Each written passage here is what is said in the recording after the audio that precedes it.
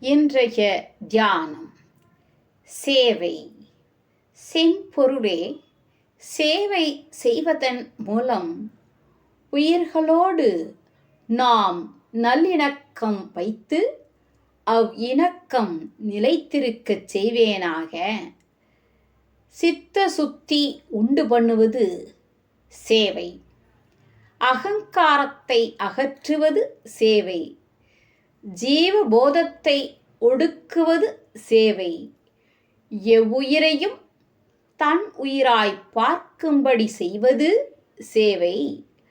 பரோபகாரத்தை வளர்ப்பது சேவை.